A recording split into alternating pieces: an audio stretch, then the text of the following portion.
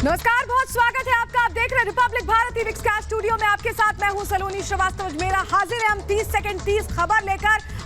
इस खबर में हर खबर आपको दिखाएंगे पूरे आधे घंटे में। फुल डोज होगा खबरों का। बिल्कुल, और सुबह का वक्त हो गया है। मैं हूं आपके साथ मृदुल शर्मा। रिपब्लिक भारत पर मॉर्निंग डोज आपको खबरों का हम देने वाले हैं। महाराष्ट्र से लेकर उत्तर प्रदेश, मध्य प्रदेश में क्या चल रहा है ये आज हम आपको बताने वाले हैं। सबसे पहले बात करेंगे महाराष्ट्र की, जहां उद्धव सरकार का खतरा और ज्यादा बढ़ रहा है और इसके चलते राष्ट्रीय कार्यकारिणी की बैठक बुलाई गई है। पूरी खबर सलोनी दिखाते हैं 30 सेकंड में। शिवसेना में चल रही उथल पुथल के बीच पार्टी के मुखिया उद्धव ठाकरे ने आज राष्ट्रीय कार्यकारिणी की बैठक बुलाई है। यह बैठक शिवसेना भवन में दोपहर 1 बजे से शुरू होगी। इस बैठक में मुख्यमंत्री उद्धव ठाकरे वर्चुअल रूप से शामिल होंगे। ठाकरे ने शुक्रवार को जिला प्रमुख के साथ एक बैठक की। इस बैठक में उन्होंने गुवाहाटी में डेरा डाले बागी विधायकों को लेकर कहा कि वो पार्टी को तोड़ना चाहते हैं। इसी के साथ उद्धव ठाकरे के मुख्यमंत्री पद से इस्तीफे के कयास भी तेज हो गए हैं।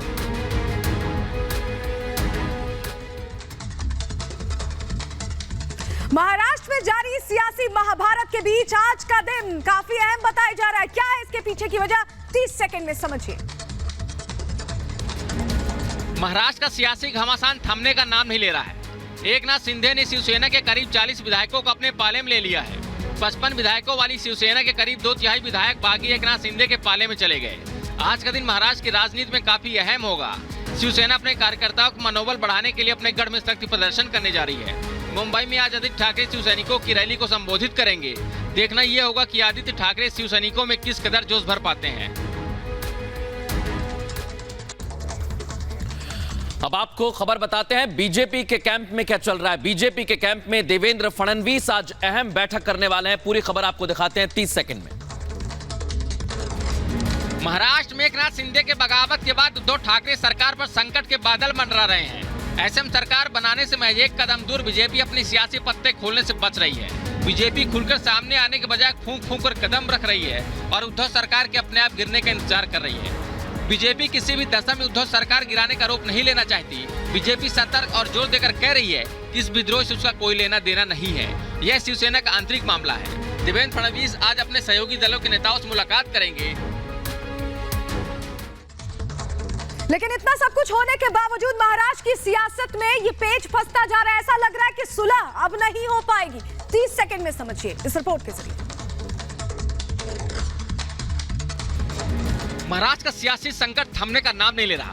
बागी विधायकों के एकनाथ शिंदे गुट और सीएम उद्धव ठाकरे के बीच सुलह की तमाम उम्मीदें खत्म होती जा रही हैं। शिवसेना के बागी विधायक बीजेपी के साथ गठबंधन की मांग कर रहे हैं, तो वहीं सीएम उद्धव ठाकरे साफ कह चुके हैं तो किसी भी हाल में बीजेपी के साथ नहीं जाएंगे। इन सब के बीच खबर है कि महाराष्ट्र के डिप्टी स्पीकर नरहरि झिरवाल 16 बागी विधायकों को नोटिस भेज सकते हैं। दरअसल 16 विधायकों पर कार्रवाई की मांग शिवसेना की ओर से की गई थी। इसे लेकर एक अर्जी डिप्टी स्पीकर के पास पहुंची थी, जिस पर अब डिप्टी स्पीकर हरकत में है। महाराष्ट्र की सियासत में आप बगावत तो देख रहे हैं, लेकिन जब बगावत होती है तो दर्द भी बहुत गहरा होता है। 30 सेकंड में आपको दिखाते हैं पूरी खबर। महाराष्ट्र में मचे सियासी महाभारत के बीच मुख्यमंत्री उद्धव ठाकरे ने शिवसेना के बागी विधायकों पर निशाना साधा है। उन्होंने कहा विधानसभा चुनावों में हमने उन्हें जीत दिलाई, लेकिन बदले में उन्होंने हमारे साथ धोखा किया। उन्होंने कहा कांग्रेस और एनसीपी आज हमारा समर्थन कर रही है। शरद पवार और सोनिया गांधी हमारे साथ हैं, लेकिन हमारे ही लोगों ने हमारे पीठ पर छोरा घोंपा है। हमने ऐसे लोगों को टिकट दिया जो जीत नहीं सकते थे, हमने उन्हें विजयी बनाया। उन्होंने आगे कहा जो हमारे साथ खड़े हैं वो तारीफ के हकदार हैं।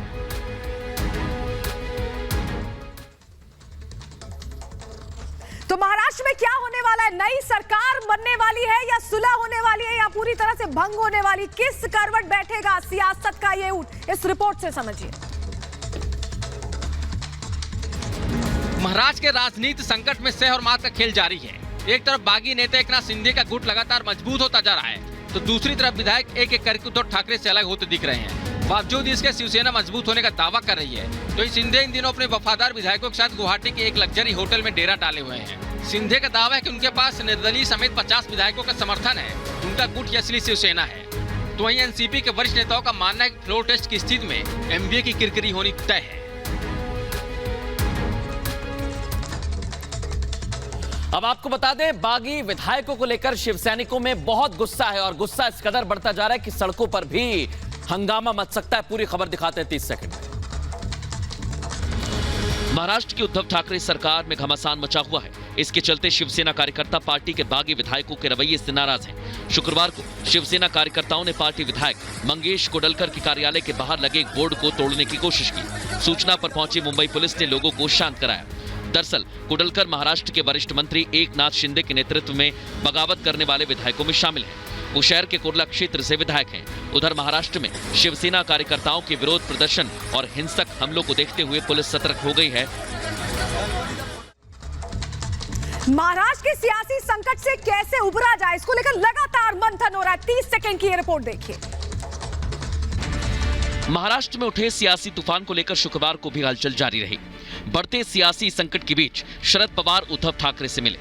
मातोश्री में दोनों नेताओं के बीच हाई लेवल बैठक हुई।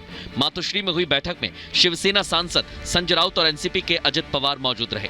बताया जा रहा है कि इस बैठक में हर उस पहलू पर चर्चा की गई जिससे महाआघाड़ी की गाड़ी बागियों के बनाए गड्ढे में ना फंसे।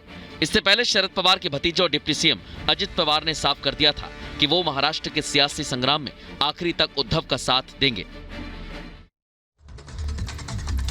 मध्य प्रदेश में आपने देखा किस तरह के हालात बने और महाराष्ट्र में भी वैसे ही हालात हैं, पल पल बदल रहे हैं। लेकिन इसके साथ साथ संजय राउत के बयान भी बदल रहे हैं। पूरी खबर आपको दिखाते हैं 30 सेकंड में। महाराष्ट्र की अघाड़ी की गाड़ी को बचाने के लिए संजय राउत सारे दांव पेच आजमा रहे हैं। शिवसेना के बागियों को अपने खेमे में लाने के लिए संजय राउत कभी नरम पड़ जाते हैं और उनकी शर्त मानने को तैयार हो जाते हैं। लेकिन जब बात नहीं बनी तो संजय राउत के तेवर बदल गए। अब वो धमकी पर उतर आए हैं।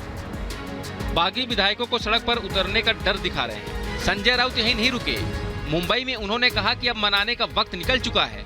राउत ने बागी विधायकों को खुली चुनौती दी। कहा जिन्हें सामना करना है वो मुंबई आए। इस बीच हमने देखा संजय राउत के बयान कैसे बदल रहे हैं। उन्होंने कहा अभी शिव सैनिक सड़कों पर नहीं आए हैं, लेकिन जिस तरह की तस्वीरें कल सामने आई उसको देखते हुए अब प्रशासन अलर्ट पर हो गया है। ये रिपोर्ट देखिए। महाराष्ट्र में राजनीतिक हलचल तेज है। इन सबके बीच महाराष्ट्र पुलिस और केंद्रीय एजेंसी अलर्ट मोड पर है। माना जा रहा है कि राजनीतिक उठापटक के बीच कहीं अचानक कानून व्यवस्था अस्त व्यस्त न हो जाए, इसलिए पुलिस प्रशासन को अलर्ट मोड पर रखा गया है। दरअसल महाराष्ट्र में शिवसेना के बीच बड़ी फूट दिखाई दे रही है। शिवसेना में नंबर 2 की हैसियत रखने वाले एकनाथ शिंदे पार्टी के 2/3 विधायकों के साथ बगावत पर उतर चुके हैं। तो वहीं पुलिस को सूचना मिली थी कि शिव सैनिक बड़ी संख्या में सड़कों पर उतर सकते हैं। शांति सुनिश्चित करने के लिए पुलिस को सतर्क रहने को कहा गया है, इसलिए पुलिस अलर्ट मोड पर है। प्रधानमंत्री नरेंद्र मोदी जर्मनी के दौरे पर जाने वाले हैं। ब्रिक्स शिखर सम्मेलन में शामिल होंगे, लेकिन दौरे में क्या खास रहेगा दिखाते हैं आपको पूरी खबर।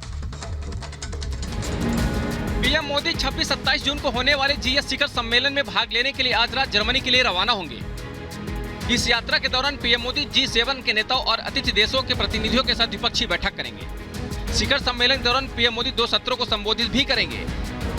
इसमें पर्यावरण, ऊर्जा, जलवायु, खाद्य सुरक्षा जैसे कई अहम मुद्दों पर चर्चा होगी। जर्मनी में G7 शिखर सम्मेलन के बाद पीएम मोदी 28 जून को यूएई का दौरा करेंगे। यूएई में नए राष्ट्रपति से पीएम मोदी मुलाकात करेंगे। Bureau report, Republic Bharat. और चलिए बात अब मथुरा की करते हैं, जहां श्री कृष्ण जन्मभूमि की जमीन मुक्त कराने के लिए एक बड़ा मंथन आज होने वाला, बैठकें होंगी। एक रिपोर्ट आपके सामने रखते हैं। मथुरा में श्री कृष्ण जन्म स्थान और शाहीदगाह मस्जिद को लेकर मामला कोर्ट में है। वहीं दूसरी तरफ जन्मभूमि की जमीन को कब्जा मुक्त कराने को लेकर संत महंत लगातार रणनीति बना रहे हैं। इसी क्रम में आज वृंदावन में ब्रज के सभी संत और कई संगठन के लोग बैठक करेंगे। श्री कृष्ण जन्मभूमि की जमीन को शाहीदगाह मस्जिद से कैसे मुक्त कराया जाए, इस पर चर्चा करेंगे और यहीं से आगे की रणनीति तय करेंगे। बता दें, ब्रज क्षेत्र के सभी संत और महंत के साथ साथ कथावाचक, धर्माचार्य और कई संगठन से जुड़े सैकड़ों लोग इस बैठक में शिरकत करेंगे। अब बात करेंगे आम आदमी पार्टी अपनी रणनीति लगातार बना रही है। अरविंद केजरीवाल भी जुटे हुए हैं और तिरंगा यात्रा आज निकालने वाले। कहां पर यह यात्रा होगी, पूरी खबर आपको दिखाते हैं 30 सेकंड में। हिमाचल प्रदेश में चुनाव लड़ने का ऐलान कर चुकी आम आदमी पार्टी पूरी तरह से चुनावी मोड में है। आज दोपहर करीब 12 बजे कुल्लू के ऐतिहासिक डालपुर में अरविंद केजरीवाल और पंजाब के मुख्यमंत्री भगवंत मान सिंह तिरंगा मार्च निकालेंगे। आम आदमी पार्टी ने जब से हिमाचल विधानसभा चुनाव लड़ने की घोषणा की है, तभी से पार्टी का राज्य में विस्तार हो रहा है। खुद पार्टी संयोजक अरविंद केजरीवाल कमान संभालते हुए लगातार हिमाचल में रोड शो, रैली और तिरंगा यात्रा निकाल रहे हैं। पार्टी सूत्रों के मुताबिक अरविंद केजरीवाल आज कुल्लू में तिरंगा यात्रा के दौरान चुनाव के मद्देनजर कई बड़ी घोषणाएं भी कर सकते हैं। और आज हिमाचल मंत्रिमंडल की बैठक होने वाली है चुनाव समिति की। उस बैठक में कई अहम फैसले लिए जा सकते हैं क्योंकि चुनाव अवसर पर है। ये रिपोर्ट देखिए। हिमाचल प्रदेश में आज मंत्रिमंडल की बैठक है। यह बैठक सुबह 10:30 बजे होगी। मुख्यमंत्री जयराम ठाकुर की अध्यक्षता में होने जा रही इस बैठक में कई अहम फैसले होंगे। इसमें बजट घोषणाओं समेत कई अन्य फैसलों पर मुहर लगेगी। बैठक में कई शिक्षण, स्वास्थ्य, राजस्व जैसे कई अहम फैसले लिए जा सकते हैं। इसके अलावा आउटसोर्स कर्मचारियों को एक मुश्त राहत, एसएमसी शिक्षकों को कैजुअल लीव देने जैसे कई अन्य फैसले भी संभावित हैं। अब आपको खबर दिखाते हैं उत्तर प्रदेश के एटा की, जहां पर पूर्व विधायक की संपत्ति को कुर्क किया गया है, वो भी ढोल बजाकर। पूरी खबर देखिए 30 सेकंड में। उत्तर प्रदेश में अपराधियों को लेकर योगी सरकार एक्शन में है। पुलिस अपराधियों पर लगातार कार्रवाई कर रही है। इसी कड़ी में एटा पुलिस ने सपा के पूर्व विधायक की अचल संपत्तियों को ढोल बजाकर 40 लाख रुपए से अधिक संपत्ति की कुर्की की। तो वहीं 19 लाख रुपए से अधिक की लागत से बनी कोठी और गांव अमृतपुर के पास 10 बीघा जमीन पर बोर्ड लगाकर कुर्की का ऐलान किया।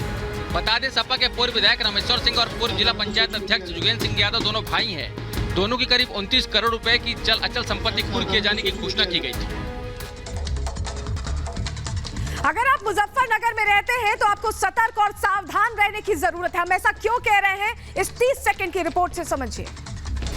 देश के सर्वाधिक प्रदूषित जिलों में मुजफ्फरनगर का भी नाम सूची में दर्ज हो चुका है। मुजफ्फरनगर में 28 प्रदूषण रहित टायरों को जलाकर तेल निकालने वाली फैक्ट्रियां चल रही हैं। शहर की आबो हवा जहरीली धुआं फैलाने का काम लगातार जारी है। लेकिन इसके अलावा भी अन्य राज्यों से आने वाली प्रदूषित पॉलीथीन कचरा वेस्ट मुजफ्फरनगर के इंडस्ट्री में लगातार जलाया जा रहा है, जिसे लेकर मुजफ्फरनगर से लेकर लखनऊ तक आरटीआई एक्टिविस्ट और मुख्यमंत्री पोर्टल पर लोगों ने शिकायत की, लेकिन बावजूद उसके प्रदूषण विभाग कुंभकर्णी नींद सोया हुआ है। अब आपको खबर दिखाते हैं उत्तर प्रदेश के सुल्तानपुर की, जहां पर भीषण सड़क हादसा हुआ है। इस सड़क हादसे के बाद कितने लोग घायल हुए और अभी क्या स्थिति है, पूरी खबर आपको दिखाते हैं 30 सेकंड में। ये तस्वीरें हैरान कर देने वाली हैं। तस्वीरों को गौर से देखिए। तेज रफ्तार बस ने बाइक सवार को टक्कर मार दी। टक्कर इतनी तेज कि बाइक में सवार तीनों छात्रों की मौके पर ही मौत हो गई। ये पूरी घटना सीसीटीवी में कैद हो गई। तस्वीरों में दिख रहा यूपी रोड बेस की बस तेज रफ्तार में थी। बाइक सवार छात्रों को संभलने का मौका भी नहीं मिला। पुलिस के मुताबिक स्टंट करते हुए छात्र गलत साइड में बाइक लेकर बस के सामने आ गए हैं। ये पूरी घटना अयोध्या प्रयागराज हाईवे गोसाईगंज थाना क्षेत्र टंटिया नगर की है।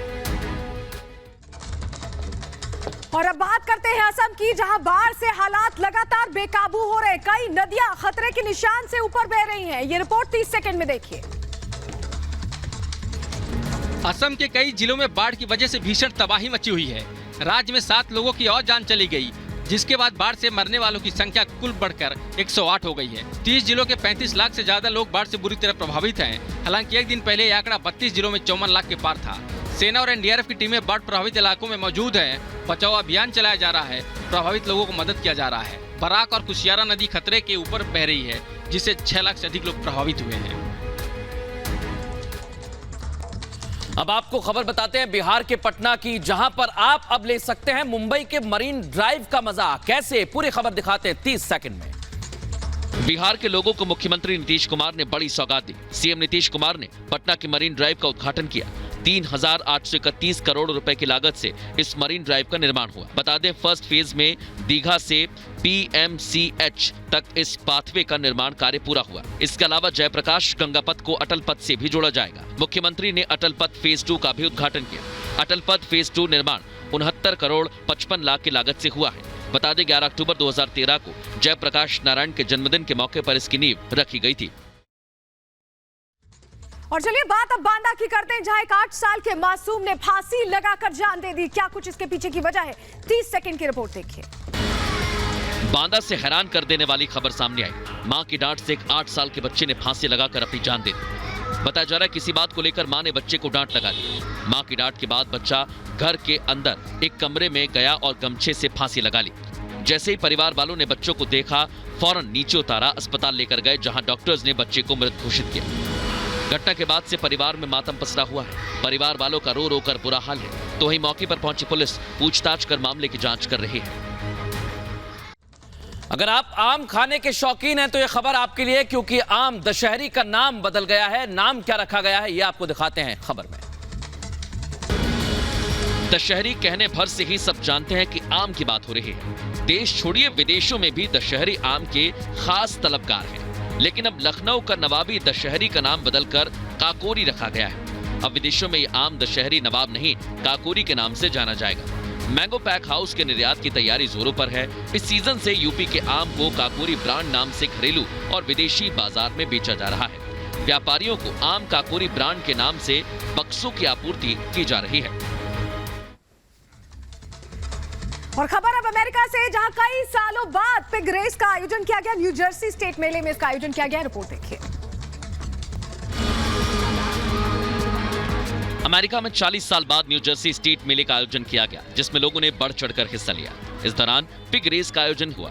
बता दें, इससे पहले इंग्लैंड में न्यू जर्सी मेले का आयोजन किया गया था। पिग रेस किसी भी मेले का एक बड़ा आकर्षण होता है, लेकिन कुछ लोगों का मानना है कि मनोरंजन के नाम पर पिग के साथ दुर्व्यवहार, शोषण किया जाता है। लेकिन ऐसा नहीं है। इससे पहले भी न्यू जर्सी स्टेट मेले का आयोजन होता रहा है।